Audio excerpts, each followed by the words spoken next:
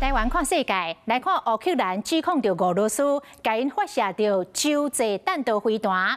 俄罗斯的总统普京出面来证实，搁来恐吓讲，会看美国的作为来决定是毋是要来部署着这类的飞弹。乌克兰的前总司令认为，这个乌克兰甲俄罗斯的战争到达超过1000天，包括着北韩的士兵、中国的炮弹、甲伊朗的无人机，拢来加入着战局。这已经算是第3届的世界大战咯。昨暝，乌克兰的第4大城第聂伯罗天顶是光影影，亲像是去互真济粒飞弹扫过同款。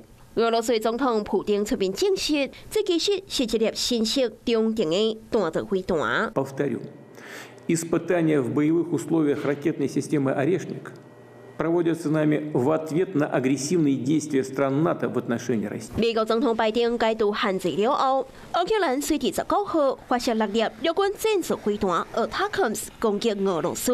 所落个英国援助飞弹，嘛照乌克兰的战机射入俄罗斯，国家预测俄罗斯一定会报复。落尾，俄罗斯出动中程的弹道飞弹，警告西方国家。This IRBM was based on Russia's RS-26 Rubezh intercontinental ballistic missile model.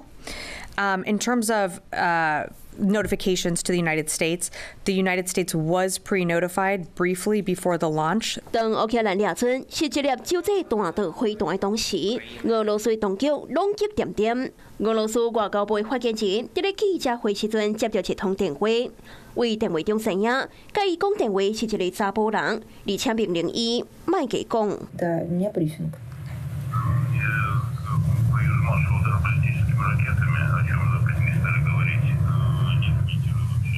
Да, хорошо, спасибо. 乌克兰的军方真紧就摕到俄罗斯飞弹的残骸，提供影像的资料给 CNN， 而且表示讲，这粒飞弹飞行的路线甲布载位置已经达到洲际弹道飞弹的水准。Today, our crazy neighbor once again showed what he really is and how he despises dignity, freedom, and people's lives. 乌克兰驻英国的大使、前武装部队的总司令表示，乌克兰甲俄罗斯的战争已经超过1000天，北韩的士兵。中国的炮弹甲伊朗的无人机拢加入战局，伊认为第3摆的世界大战已经伫今年开打，那这场战争当时的结束，无人知影。